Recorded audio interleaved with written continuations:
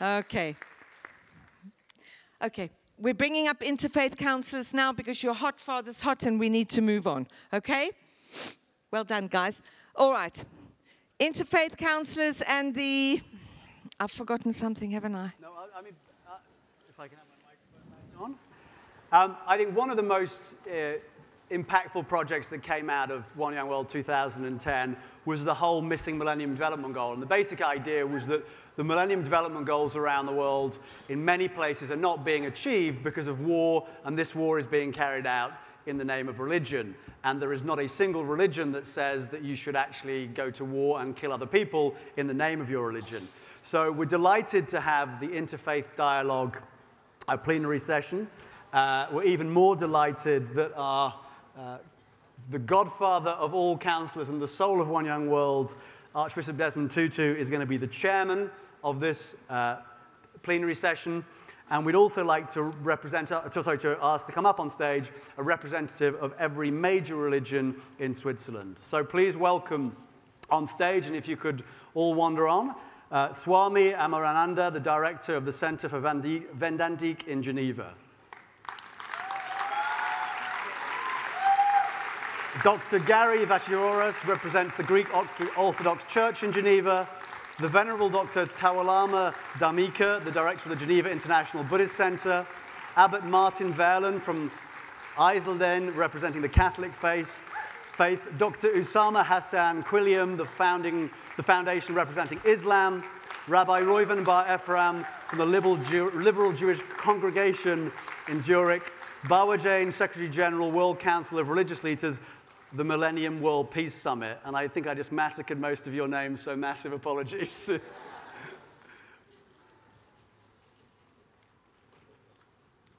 Kate, you're introducing Pekka.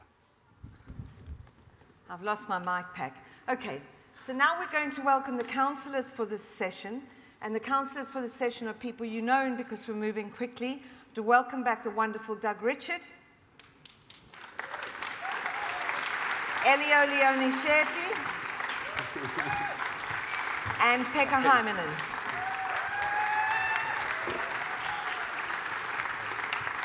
And without further ado, we'll call on the convening ambassador on Interfaith Dialogue to come up and to tell you what's happened in 2 minutes, just tell you what's happened in the last year, and we'll move on from there.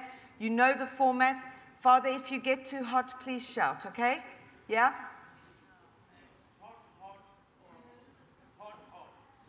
Hot, baby, hot. Hoe warm is hy? Okay. So, the convening ambassador on Interfaith Dialogue. Who is that? Sorry, I haven't got a script in front of me. Oh, sorry, of course. Ayah Alfawaris from Jordan. Ayah, where are you?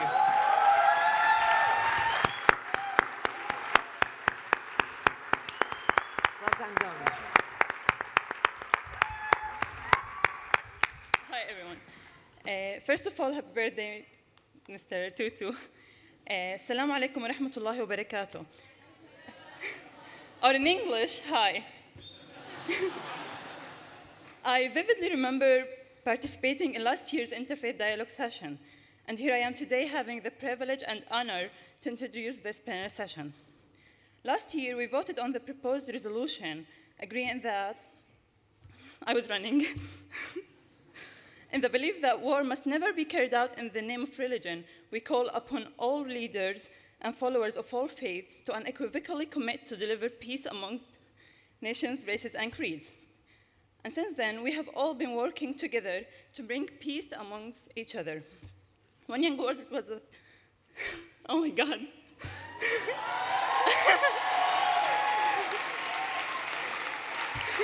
Thank you. One Young World is the platform where so many incredible projects took off. Pedaling for Peace was an interfaith bike ride where Mohammed Assoum, an Australian guy, cycled with his team for 1,050 kilometers across Australia. They dined with a Baha'i family, they slept in a church, they organized school programs and stopped to give the rural communities anti-discrimination seminars and exposure to various religions. The second project is the Missing Millennium Development Goal. It was founded by Ajart, Bada, Bogdan Gugulan, and Catherine Peter as a petition to the UN and religious leaders and followers to recognize that the 8 MDGs can only be fully satisfied and realized with interfaith collaboration. Daisy De Vega, another ambassador who got the chance to participate last year and got inspired by the Ubuntu philosophy.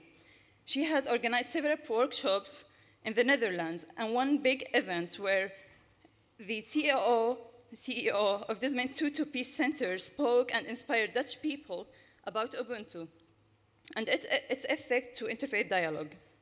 So directly and indirectly, these projects have successfully inspired more than 400,000 people worldwide, trying to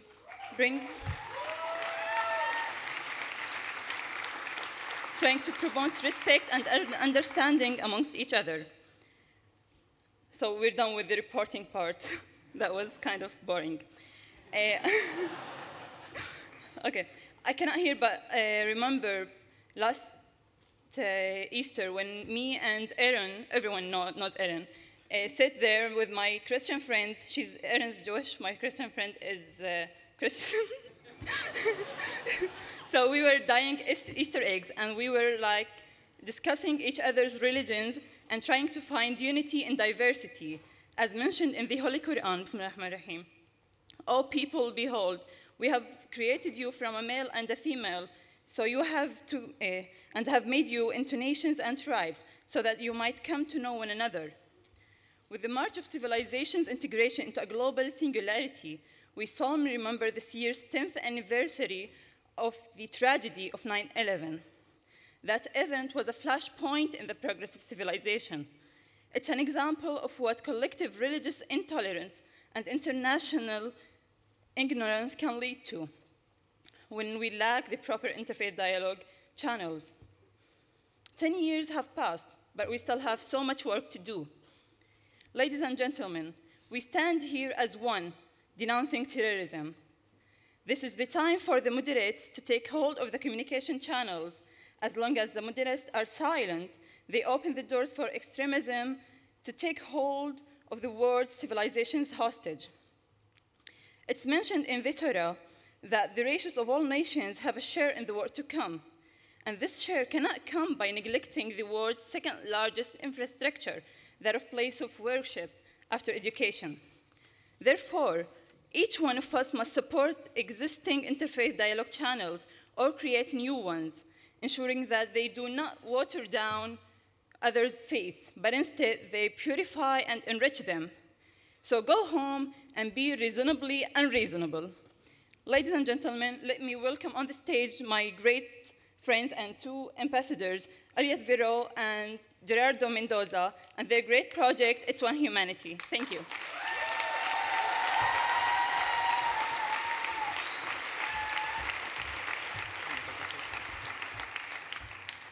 Is this working? Yes, perfect.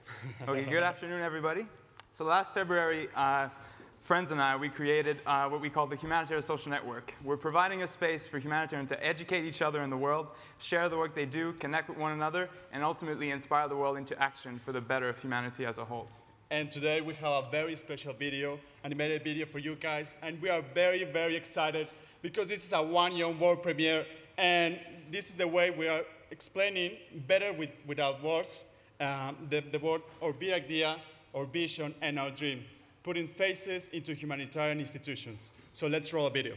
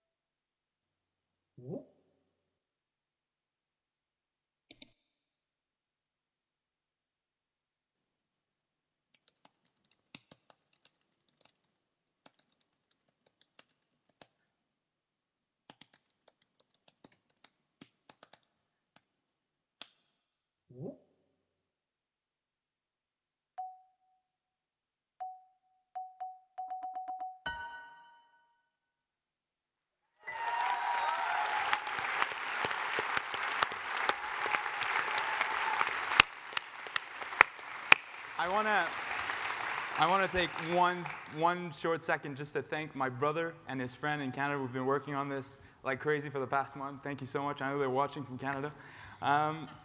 Yeah, good job. Good job. Yeah, definitely. Again, Good, yeah. So this is what we've been doing. So far, we've gathered over 650 humanitarians onto our platform. And they've attracted over 100,000 page views from over 150 countries. So the numbers are there, it's growing, but we believe this is still the beginning. Yeah, this is just the beginning, and this video is now public on YouTube, and we really love for you to share with your friends. And the links are already in One Young World Facebook page and Twitter account. So please share and retweet with all of your heart. And we're really looking forward to see you at the Humanitarian social network. It's one humanity. And remember, it's one young world. And it's one humanity. Thank you so much. Thanks so much. Yeah.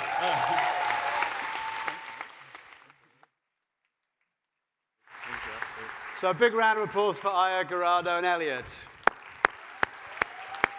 If we could now get our next delegate speakers up on stage, if they could come through. And I think you know the format now. We're going to hand over to our counselors who are going to introduce the delegate speakers, and then we'll get into the plenary session on interfaith dialogue. So over to you guys.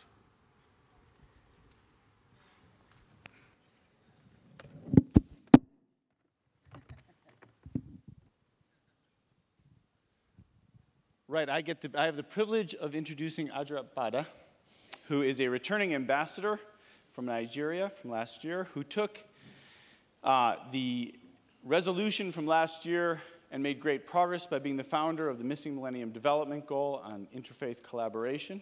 And her progress with her partners has been really quite tremendous, including having an audience at the United Nations with the Secretary General, having presented at two of the most key global conferences, one on youth and one to global CEOs. And they are now looking to encourage the rest of the world to support it by creating a blueprint, which she shall talk about further. Ajart Bada.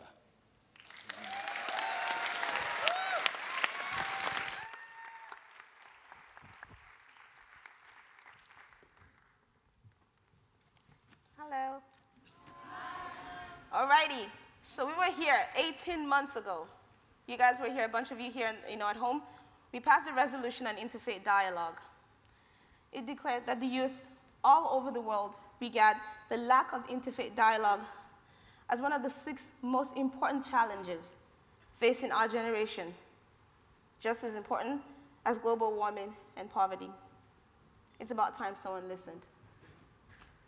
There are over 100 armed conflicts taking place around the globe at the moment, and over a quarter of those are fueled by religious differences. These conflicts deprive millions the basic chance, the chance to live. The United States alone spends over $100 billion annually to counter terrorism. $46 billion of debt relief will be required for 62 countries to meet the Millennium Development Goals. One child, your neighbor, your neighbor, that kid in Somalia will die tonight because they have nothing to eat. Yet we're buying bombs and we're buying guns and we're killing each other. This is absolutely ridiculous. So has this not been addressed at the United Nations, the G8, or just around the corner from here at Davos? The solution to any problem requires leadership. In the case of religious violence, we experienced this lack of leadership. The missing Millennium Development Goal is about promoting interfaith collaboration for peace. With One Young World ambassadors, Bogdan Gogolan from Russia, and Catherine Peter, your African director, we have been championing this cause. With the support of One Young World, the ambassadors from last year, the counselors, and personally Archbishop Desmond Tutu, thank you so very much. We've been to the United Nations Alliance of Civilizations in Rio. We've been to the World Youth Conference in Mexico. We've been to the business leaders in Venice at the Performance Theater. And we've been to the United Nations headquarters in the audience of the Secretary General. We know that religion can be a force for good. Many people are motivated to act in the name of their faith. Let's make them do what's right. Edmund Burke once said, a philosopher, the only thing necessary for evil to triumph is for good men to do nothing. We must act. The missing Millennium Development Goal aims to keep everyone accountable for their action to end this menace of religious violence that continues to hinder our development. At this time, we're working on a platform to bring together the most influential representatives from the fields of business, media, academia, religion, politics, everybody, to develop a blueprint, a call to action, to promote understanding between followers of different faiths. This blueprint will provide each stakeholder group with a set of best practices and common goals to promote religious understanding at the local, national, regional, and global level. It will highlight the measurable set of goals and provide an evaluation framework. And a lot of you have the leaflets in front of you, the targets that we're working on, so that we all, me and you, can monitor the progress that the stakeholders are making individually. Over the coming months, we will be reaching out to all of you through the social media and our website, asking for your support to share your experience, thoughts, ideas about how this blueprint is going to become a reality. This way, each of you can play a part in making the missing MDG and making people accountable for ending religious violence. We can work together in achieving a world where diversity is not a reason for fraction and exclusion, but a source of celebration and inspiration. In the meantime, here's what you could do. All of you here, I urge you to go to the website, www.themissingmdg.com, and sign that petition right now. You guys in the audience, you people at home, sign the petition right now. We need 1 million signatures ASAP. We cannot wait. The councillors, I ask that you please publicly declare your support by signing the petition. Thank you very much. The religious leaders, in addition to signing this petition and declaring your support, please go back home and promote this message of peace in your communities. Global corporations, many of you have reaches larger than many countries. We ask you to please use your global presence for something that's really important. Support a cause to end violence. People in academia, instill the message of peace and nonviolence in education. Teach the kids from elementary school, kindergarten, the basics. This is where it starts. The media, please don't just report about violence. Actively engage and report on the peace and nonviolence agenda through your broadcast mediums and governments. Keep everyone accountable. Sign up to the Missing Millennium Development Goal agenda and report on your initiatives as you would the other 8 United Nations Millennium Development Goals. And if you won't, if you can't, please tell us why. Thank you very much.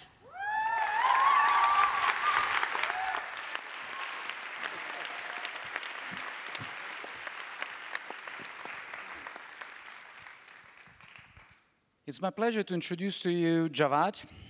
He is a Norwegian and is a business student. As a matter of fact, he has been the student of the year 2010. And in the short time that I've known Javad, one thing came very clear to me. He doesn't like to talk about the differences. He likes to show the similarities. He likes to act on the similarities amongst people, amongst attitude. And he does this in contexts like the Room for Faith and Reflections and in other occasions in his life. Now, Javad, like all of us, have witnessed, but he was in Norway, and so he witnessed closer the terrible event of July 22nd. And he has seen the drama that this has created, but he has also witnessed how this has brought people together stronger than ever. Javad, the floor is yours.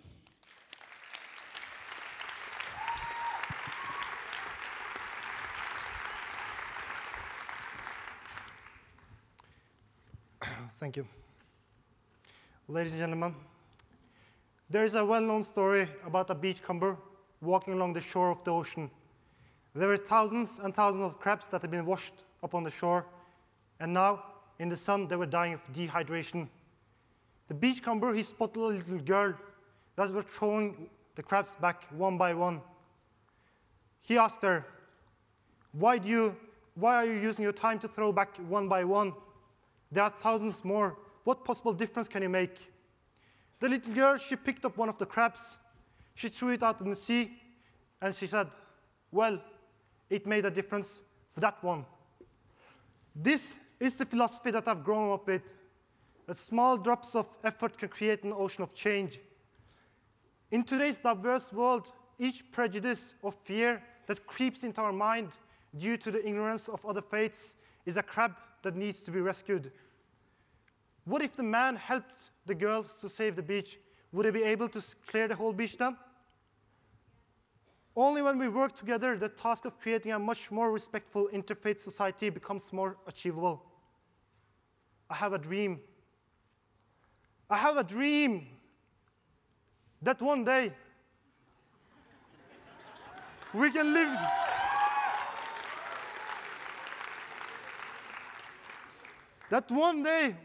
together in a respectful society without being judged for what we wear and in what we believe. However, on 22nd of July, that dream seemed to be shattered into pieces. Fear, confusion, anger, disbelief. These were some of the feelings I, Javad Mushtaq, a Norwegian Muslim, felt when I first heard about the terror attack in Norway the 22nd of July, 2011. Why? Why would another Muslim do anything like this? Prejudices. Like many others, like those around me, even I had prejudices. I expected it to be a Muslim who was behind the attack. Like the rest of the world, I was proven wrong when the terrorists turned out to be a white Christian male. And like the rest of the world, I realized how deeply these prejudices can be hidden. So, this is a wake-up call. How can we really have an interfaith dialogue if we are filled with prejudices? How can we throw these crabs back into the ocean? The key to success, ladies and gentlemen, is mutual respect, increased understanding, and open interfaith dialogue. The aftermath of 22nd of July actually rebuilt my dream. Seeing all of Norway come together, not talking about race or religion, but about respect and democracy. I saw women wearing hijabs holding hands with women wearing no hijab. I saw imams and bishops walking together to memorials. I saw our crown prince and the prime minister in a mosque talking about interfaith. Also people with different religions and faiths and ethnic backgrounds, grieving over the same tragedy and hoping for the same future. That day, we stood together, side by side, with roses in our hands and respect in our hearts. We used democracy and dialogue as a weapon to fight the prejudices. And that day, hundreds and thousands of crabs were thrown back into the sea. This shows, if you look past religion and race, we are stronger. So, ladies and gentlemen, let actions speak for themselves. One Young World delegates can be the future of interfaith dialogue in the world. In the UK, you have the Coexisting Trust, who works together to open dialogue between Muslims and Jews. In the US, you have the Interfaith Youth Corps, who trains young leaders to lead these dialogues. So, One Young World participants can be the future of interfaith. We can try to create a collaborative platform where we can work online together, independent of where we live in the world.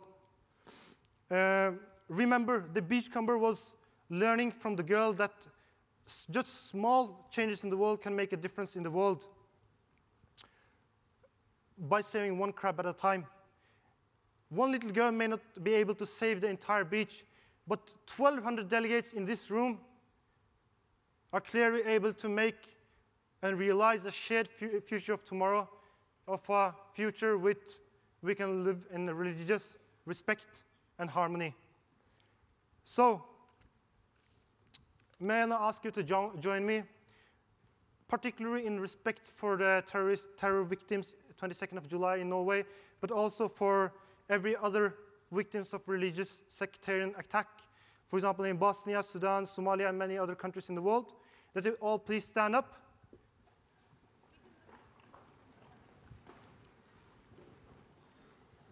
I now announce 1 minute silence in respect for that.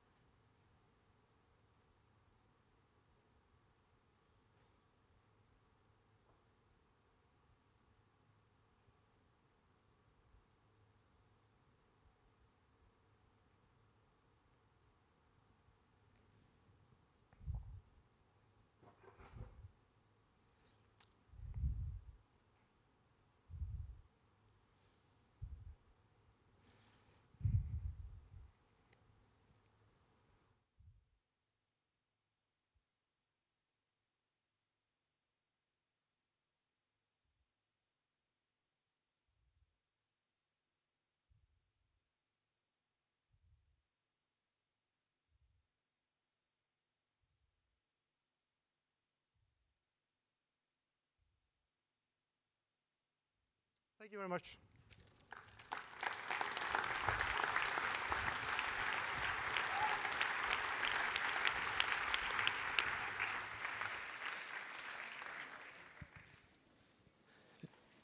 Next, I want to introduce you a very special and strong woman, Seja Majeed. She's from Iraq, now living in London. She's very courageous. She actually went to Iraq during the war to help in humanitarian aid. And when I talked with you, I was reminded of the spirit that President Ahtisaari, a fellow Nobel laureate in peace with Archbishop Tutu, says that the goal must be lasting peace with dignity for all. She's also written a love story that is a novel placed in Iraq. She says that it's fictitious, but we don't know.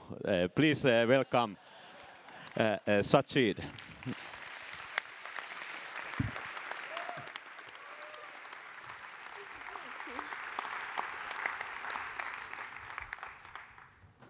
Can everyone see me? Because I'm kind of small, so it's a problem usually. No one can see me.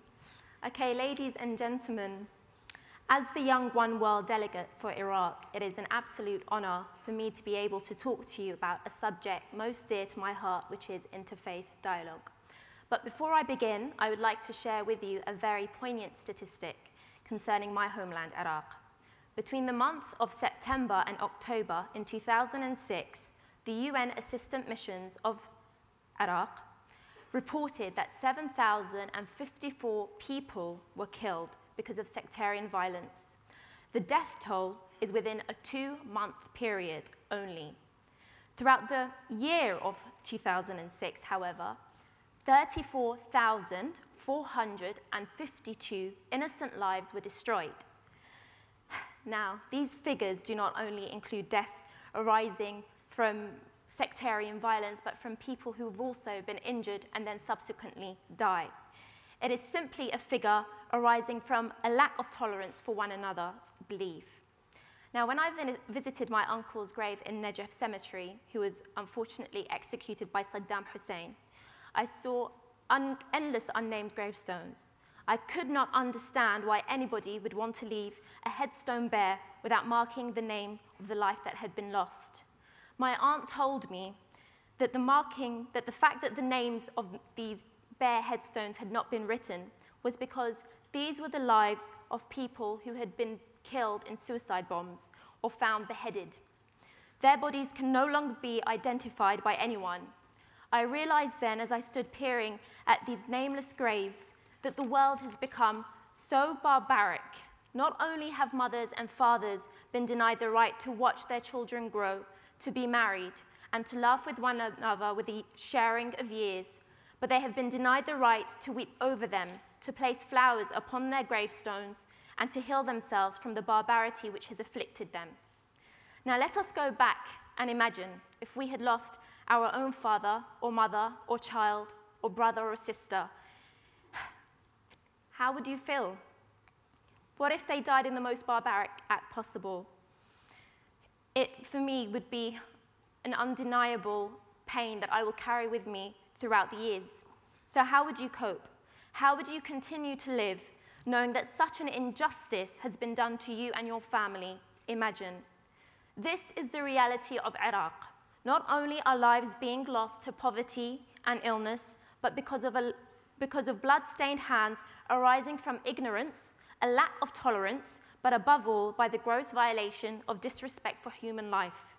Now let us move away from Iraq and take into account the lives lost across the world since 2001 to 2011 arising from sectarian violence. The truth of the matter of fact is that there is no proper body counts. We do not know how many people have died. Those who have died have not only been Muslims, but Christians, Jews, Hindus, Sikhs, atheists, and others alike. One death, one life destroyed, a family shattered, a friendship broken, for what cause and for what purpose? This is the reality of what our world has become. Has humanity become so unmerciful that lives lost can no longer be quantified, that gravestones of innocent souls cannot be marked with their names, that honor in death has been stolen for a cause that can never be justified? The world has placed blame on Islam for these barbaric acts caused by the few, but I say no. The enemy is not Islam or religion. Our enemy is the man or woman who has neglected their empathy and lost their humanity along life's journey. We cannot blame God for the failures of men.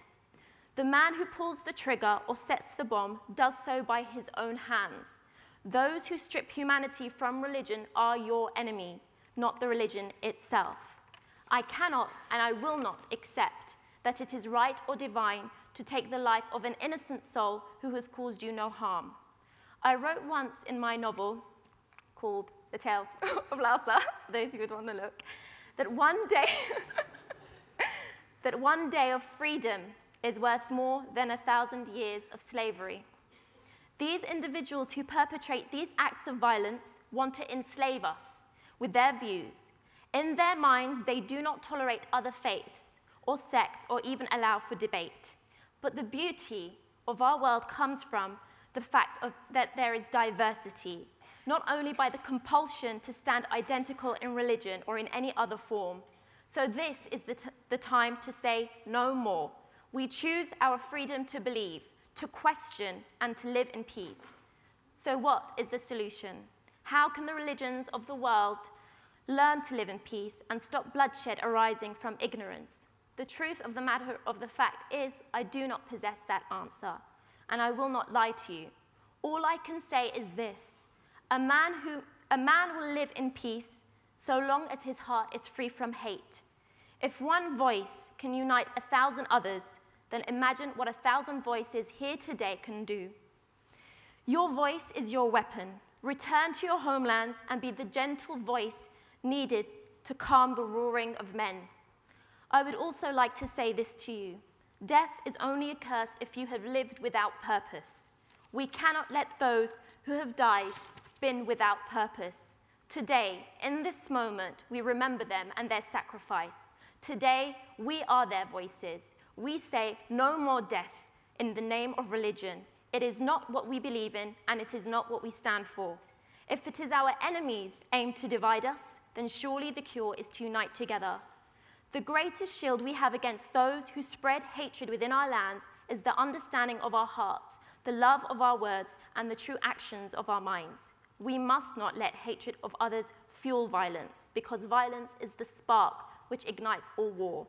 Remember, war is the consequence of hatred, but peace is the consequence of love. Today, we, the next generation here at the One Young World Summit, lead in opening our hearts for all of humanity. Thank you for listening.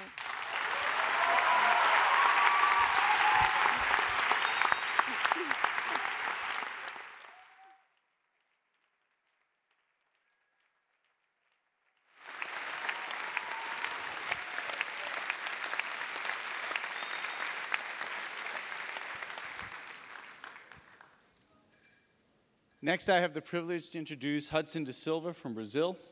Hudson is, amongst other things, an entrepreneur that's close to my heart. But as relevant to today, he is a practicing Buddhist, and he is also somebody who has volunteered with the Open International Temples Project, building Buddhist temples for interfaith expression and sanctuary around the world.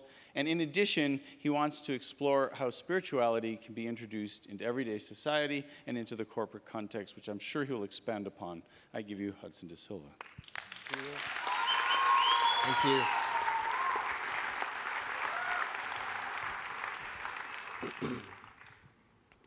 It's working. Yeah. Good afternoon. I wish you guys could see from here because it's really beautiful. So, my aim in this interfaith dialogue today is to address you guys a few questions and also maybe give you guys the benefit of the doubt. And when I say doubt, I don't mean doubt in the meaning of faithless, but doubt in the meaning of curiosity and investigation, asking the right questions and trying to find the right answers, of course. And this doubt, these questions, might lead us to an experience beyond the faith. So first question is, how can we do that? And how can we write or ask the right question? So first question is, how did we reach our global actual spiritual state? And to answer this question, we have, of course, to back up a little bit. So what's a religion purpose? What was the religion, how the religion started actually, and what's our weakness and strength? So let's back up a little bit and say that on the very beginning, the humans were pretty wild and primitive.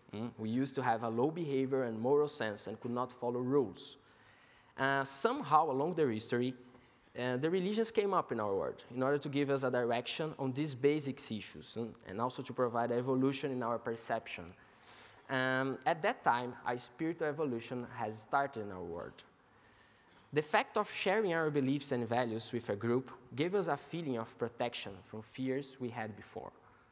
Nevertheless, as egoic beings we are, we still have difficulty to separate things, groups, cultures, society from our own self. Therefore, we identify with it, and everything which appears to be different, which appears to be contrary, we face as dangerous or as enemy. And this has caused us a great pain and suffering. So now comes another question. What's our next step in this spiritual evolution? We live in more than just a planet, but in a plural world community, all connected and hide actively. We need to start to share a more plural point of view in this way.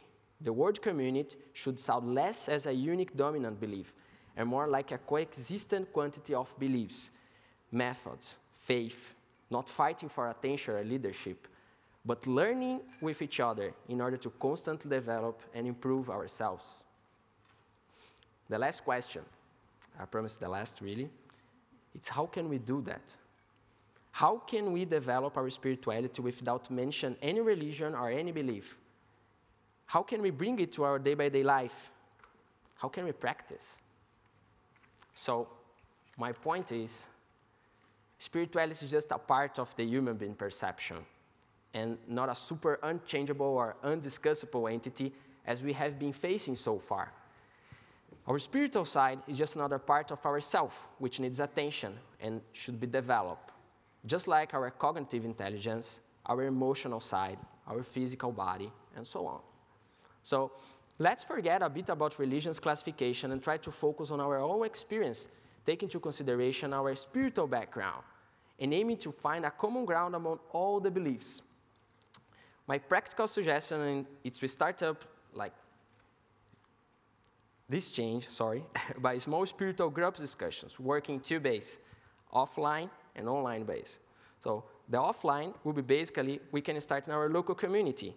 The idea is to search for common points among the beliefs and try to reach a common ground by being neutral and have a proactive approach. All of this will give us resource to our second part, the online version. So, which aims to share information and inspire youngers from all over the world through social medias, for example. By sharing our experience and learning in different cultures, it will probably enhance our group and our individual development. Ladies and gentlemen, from everything that I said, what must be, is it working? Yeah. What must be really clear is that we have to develop ourselves. We have to develop comprehension. And we have to develop mainly peace inside of our heart. Because without peace inside, we will never find peace outside. We will never find peace in the world. So this is my contribution for today. Thank you very much.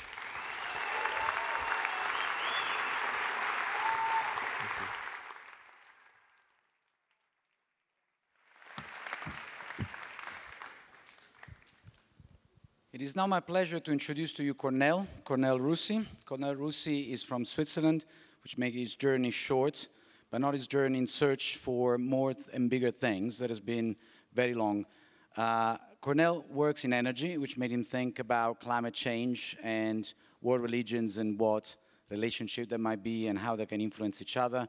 But his search for social interest spans interest also into startup companies, like one in Sweden that deals with helping social entrepreneurs to crowdsource investments in capital or knowledge capital, or another one, a social hotel that helps youth, troubled, unemployed youth to find a new start. I really enjoyed meeting Cornel, and I'm sure you will do as well. Cornel?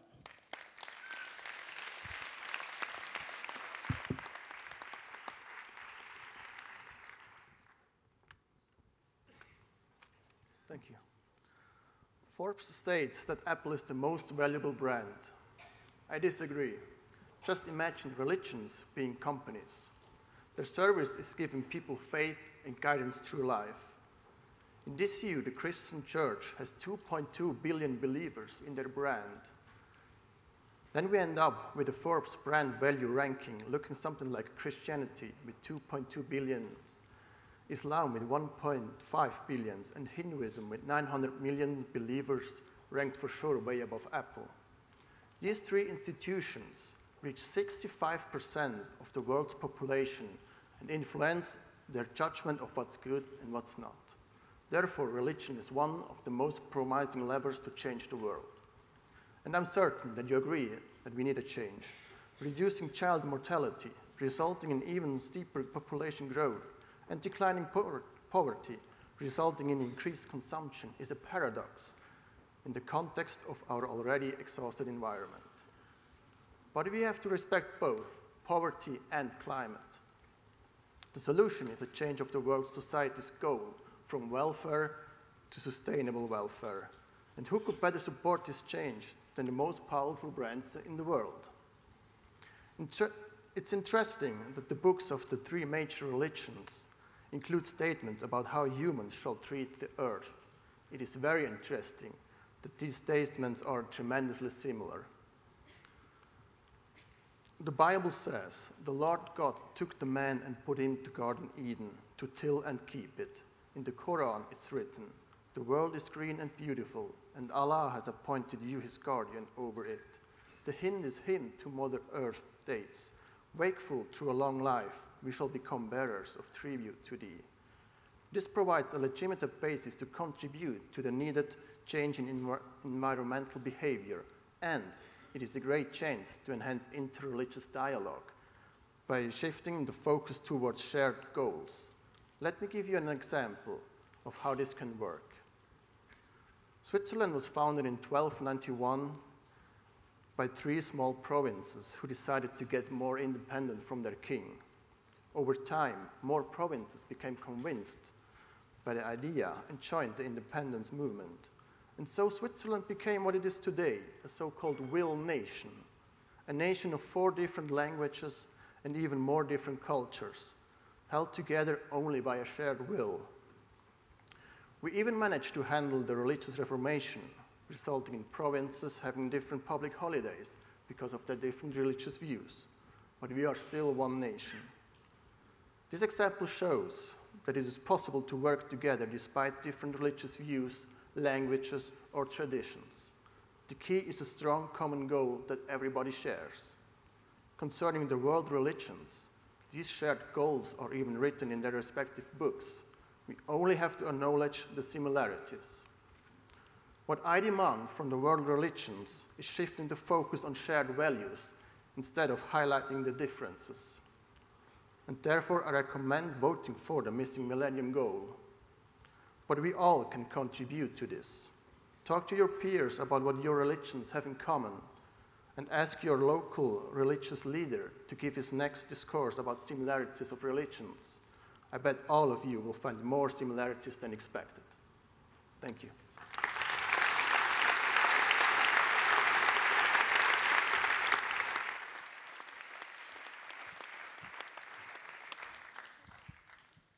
Okay, the last delegate to speak today is Abe Cohen, who is from Greece and on a mission in London. He's very talented, studying at the London College of Communication, but he wants to link it to a higher goal, and he's been very passionate and active in combating human trafficking. And when I saw him, there were 2 things I was thinking, that this is a man who really is living the principle that you cannot call yourself a leader unless you are prepared to serve some higher goal. And the second thought I had was that I was supposed to meet a guy called Abe Cohen, but he looks like James Bond.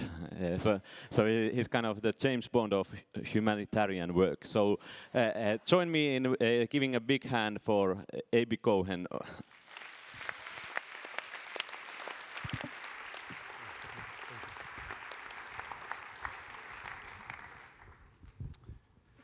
Thanks so much, guys. It's a real honor, and I'm truly humbled to be among such a unique group of individuals here today to discuss the draft resolution for interfaith dialogue. And I just want to ask for a favor from the technical supervisor. If you can just put up the lights just for all these people, because I want to take a picture of this. I know I'm not going to get the chance to do this again. I want to take a picture of this.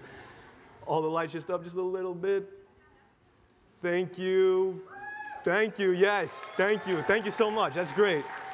That's great. I'm going to use that to impress my nephews, so. Just open this, just in case I forget something. All right, now I know what everybody here is thinking. All right, a Greek Jew, Jesus Christ, get him off the stage. But being Jewish, I can tell you, I remember when I was preparing for my bar mitzvah when I was 13, so coming of age, turning into a man. And I walked to the synagogue, and the rabbi's there prepared to give me my lessons. And he's looking at me dead in the eye, and I thought he was going to, like, slap the Jew at him. He's looking at me like, giving me that look. And I'm like, oh, my God, what have I done?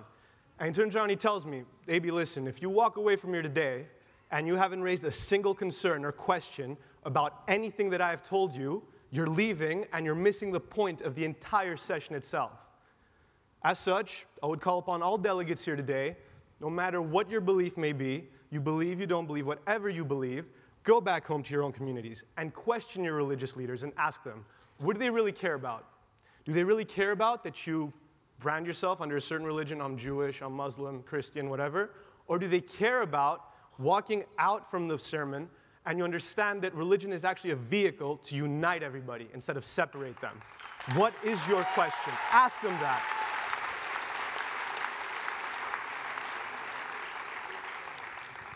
Now, I can tell you, throughout history, we all know this, until right now that we're all sitting in this room, there have been wars waged on the pretense that our religions are too different to ever coexist in peace.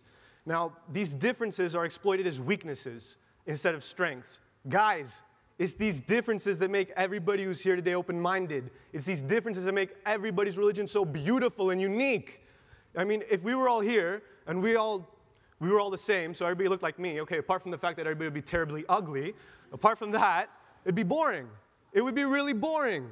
Now it's beautiful because it's so different, it's so diverse. I mean, if religions possess unique kinds of knowledge based on the location, on the geographical location or the culture in which they were founded, those differences must be exploited. They can be used to reach any goal we set, any goal, with less struggle. Now, I have to tell you, when I was a kid, and I know you can all imagine me as a kid, big afro, walking around, little tubby. I know, yep. I asked my mom, I said, all right, Ma, listen up. What's the problem with, I said I did. What's the problem with finger pointing? And she told me what her father had told her. Abe, you point a finger at somebody, guess what? There are 3 fingers pointing right back at you. Fair enough. So, I mean, saying that, I just want to say that I never, ever have caught myself praying for whatever reason I may pray, keep my friends and family healthy or hoping that Becky will notice me during business class. I have never, ever said, dear Jewish God. And I doubt that anybody here ever brands God under one religion. And honestly, I don't think the big woman upstairs appreciates that much. So, thank you. Thank you. So, one thing I feel we must never, ever forget is that all holy texts were written by men, and no god or gods. No religion in the world has a copyright on truth. No religion. And a golden rule found in all religions is, do unto others as you would have them do unto you. So with those 11 words, just those 11 words in mind, I think that really getting stuck on who the messenger is not as important as understanding the message and really getting the message and incorporating it as a part of our everyday lifestyle. Now, I feel that not all religious leaders should not only promote tolerance, but they should educate the followers of their own religions on how to do that. Because, yeah, it's nice, it's good to promote a spirit of understanding, but one cannot understand what one does not know. So I believe that proper education of one's own religion must be equally as important as proper education of other religions. All right, so in closing, I would just like to leave you with one simple image, because I'm a guy who likes the books with the pictures. You're at a pond, all right? Throw a pebble into the pond. Yeah, you'll get a couple of ripples here and there. You throw 1,200 pebbles into a pond, buddy, you're going to see some waves. So we're in the pond now, guys. Let's start with the waves. So with that in mind, going from delegates to counselors, I would like to invite all the counselors on this stage, no time like the present, to sign the Missing Millennium Development Goal. Sign it right now that we're all here. We're all talking about action. Action starts right now, right here. And it won't be the end, but as the ancient Greeks used to say, archi imisi pados. He who starts is half done. Thank you. Thank you. Thank you very much. Thank you. Yes.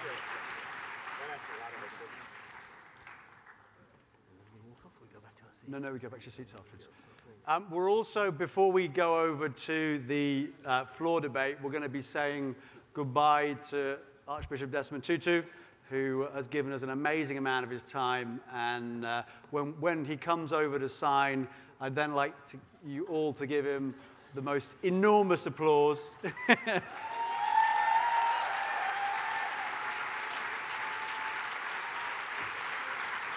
Okay, so here you go. You're here.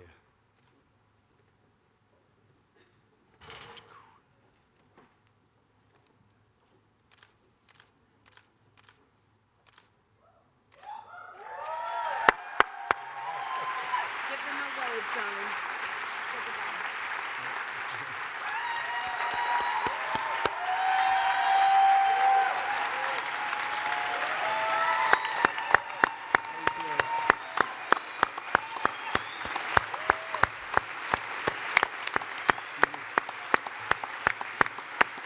Thank you so much.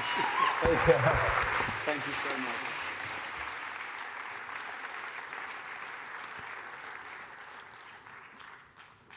So has everybody signed, or are we still going? All done. Okay, so we're now going to turn the lights up, and you know the gig. If councillors, you could go down and man the microphones, and if we could form orderly queues, and again, try and keep the comments and points of view as succinct as possible. Thank you. Okay. I need the mic is there. I'll take the first. Yeah, take the first. Take the last one.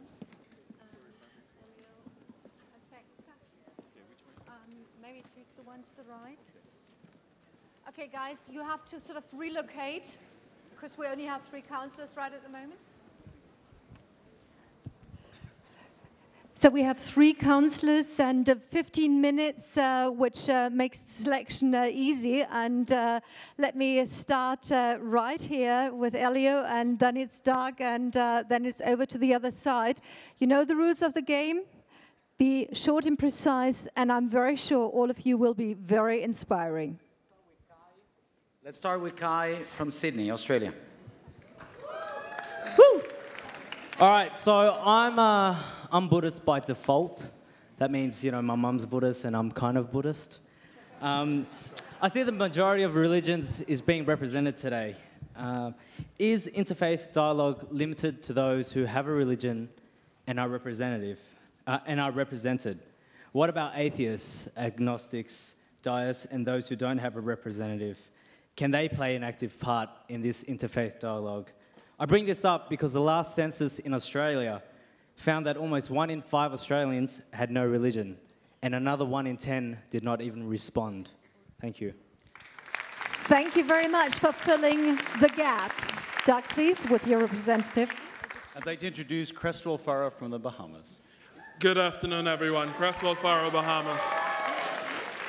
I come from a country that has never experienced any political or social dispute because of religion. Everyone considers the Bahamas to be a paradise. However, I would like to say the Bahamas is a part of the world, and so each problem of all the nations represented here and the nations that are not represented here are still a part of my country's problem. And as I love the word, I'd like to say that as we go from here, I'd like to encourage you all to appreciate the differences of every religion. And I love you, one young world, and I pray that we all do better as we go into the world in respect of other people's religions. Thank you very much. Over to you, Pekka. Okay. The next one is Anastasia from Latvia. Hi. I don't really have a question. I more have a problem. I do believe in interfaith dialogue, and I do believe in celebration of diversity. But what I think is lacking is putting certain leaders accountable for what they're doing. By that, I'm talking about religion being used as a political tool. The United States of America uses hatred against Islam to justify its war in Iraq, to fuel Palestinian-Israeli conflict, and to cause daily discrimination against Muslims in America.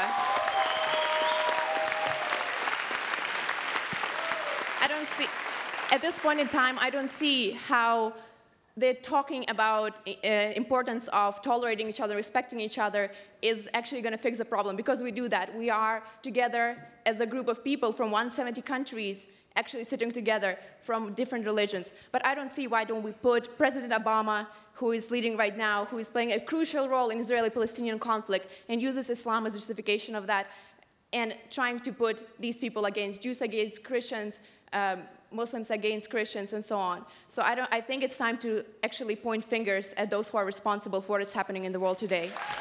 Thank you for sharing. Elliot. We have May, Egyptian, Tunisian, coming from UAE. Hi, everyone. I'd like to talk about how people are different. Everyone is as unique as our fingertips. And as much as we do realize this fact, we must learn to accept it and make an effort to understand these differences. And finally, we would embrace them.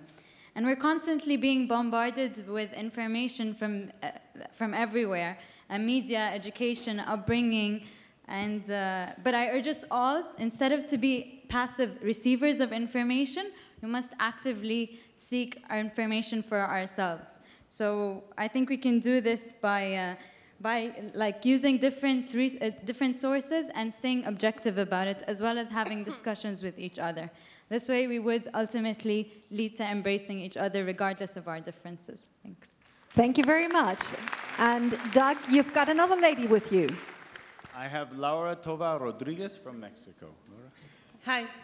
I just want to share with you something that you may already know, and it's that respect should be the base of every relationship. And if we learn to appreciate and also to love the difference between us, the dignity and interfaith dialogue will be part of every human relationship and interaction.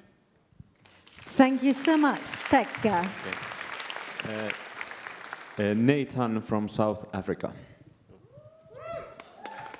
Thanks. I'm here partly to represent my business partner who passed away 4 months ago from HIV/AIDS. He had a dream about 3 years ago when I met him, and that was that he wanted to become a chef and start a restaurant, but he didn't have an education. He couldn't read or write. In fact, one of the first books he ever read was Jamie Oliver's book, because he was so passionate about learning how to cook. And so his big dream was to get black people, white people, colored people, mixed race, different religions, all together in one place, get to eat and use food as a tool to bring people together. And so we've been doing that for the last three years, and he's recently passed away, but I'm still pursuing that dream. So please go look on the internet, Sibanye Restaurant. There's a YouTube clip of my business partner explaining what it's all about. Thanks. Thank you very much for sharing that wonderful story. And I will. We have here Solongo from Mongolia. Thank you. And my question is about Tibet. And only 4 months ago, I went to Tibet, and I was so shocked. In every 500 meters, there were 4 Chinese soldiers with a gun. And I felt I'm in a country in a war. And you know, the Tibet is the motherland of Dalai Lama, who is the Nobel Peace Prize Buddhist monk. But Tibet people are not allowed to go to monastery. Someone who works for the governmental organization, if goes to the monastery, the next day he will lose his job. It's really unfair. And Tibet people are not allowed to go abroad. And actually, in Tibet, there is no right to life. In Tibet, there is no right to religion. So, dear counselors, dear friends, it doesn't matter what religion do you believe. It's the exact time to help the amazing Tibet nation. Because what's the most tragic thing is Tibet nation, Tibet people can't tell about their truth to the world. As I remember, only 3 months ago, 250 monks has arrested by the Chinese government, and many monks has injured, just because of they tried to tell the truth to the world. So let's help to Tibet nation, please. Thank you. Doug. I'd like to introduce Dia Stephanie Machado from Andorra. Thank you. Ladies and gentlemen, I'd like to thank you for this opportunity. First of all, I would just like to apologize in the name of probably the Christianity to the Jews, Muslims, Buddhists, Hindus, that probably we have fought against something we don't know. I know that more important than religion is our faith, what we have in our hearts And this is the only thing no one can steal from us. The Bible says, if my people who are called by my name will humble themselves, pray, seek my face, turn from their evil ways, I will hear their prayers, listen to them, and heal their country. I think God is listening to us, but we have to pray and ask Him to, the true us we have inside. Thank you. Thank you very much. That was almost a prayer. And unfortunately, this is going to be the last round. Pekka? Okay, Pum Lani, South Africa. Thank you.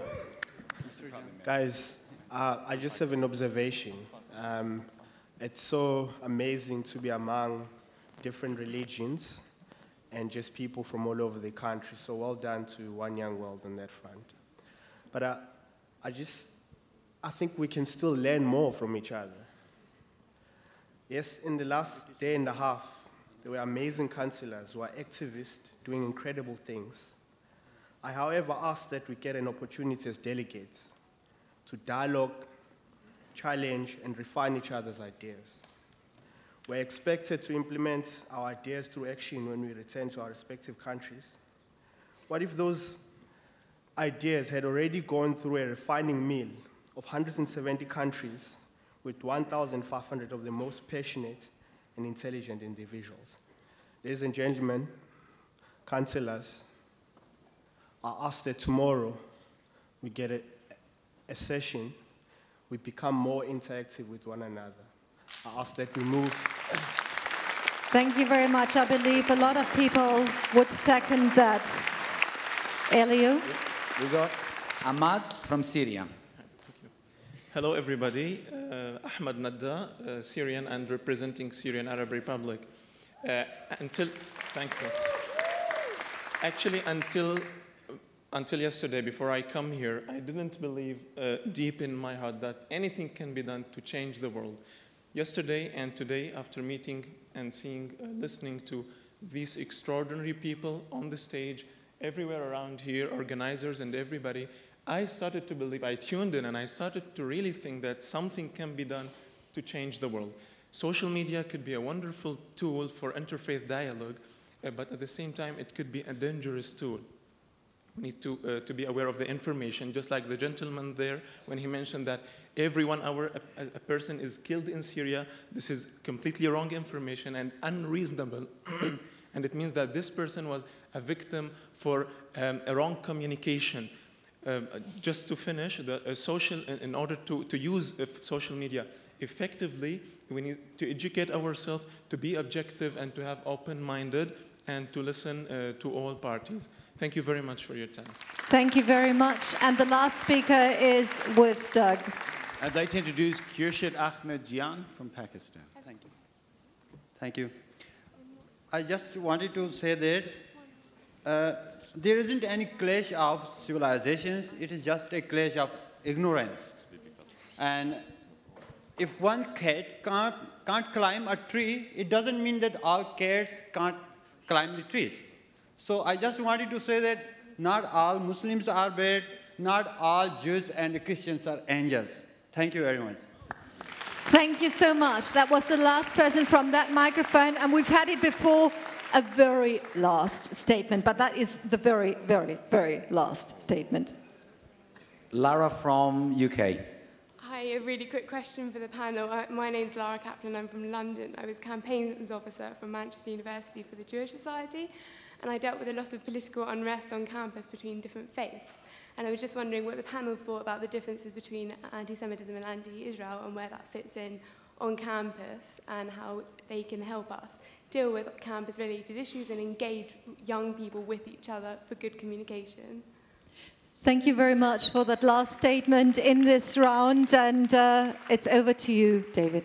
Bawa Jain, who is the Secretary General for the World Council of Religious Leaders, is just going to say something for a minute to close, and then we're going to go to the vote. Thank you. Thank you. All I just wanted to say is that in my capacity, I go around the world to many conferences. few with the interfaith dimension have had so many people so attentive.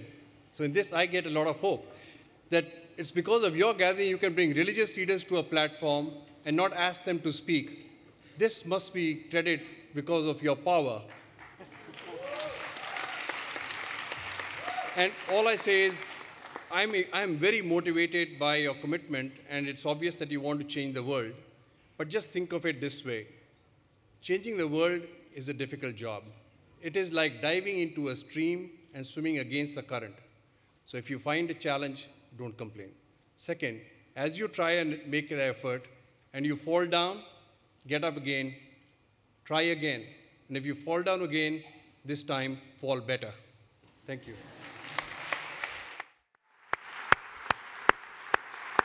So Ayah is now going to read as the resolution. If you would come back up and we can put the resolution up on screen. So the Interfaith Dialogue 2011 resolution is, in the belief that faiths are guiding forces in many of our lives, we as One Young World ambassadors and followers of different faiths resolve to unite, consolidating the similarities and respecting the seemingly irreconcilable differences, to establish an interfaith dialogue, interfaith-based plan of action addressing global concerns and stigma-related issues. And we call upon One Young World ambassadors to approach their government and religious leaders and ask them to sign up to the missing Millennium Development Goal and publish unpublicized refusals and reasons of refusals. You can vote now. Thank you. So if we could vote up, here are your options. Yes, no, sorry, I agree, I disagree, I abstain. If we could vote now, please.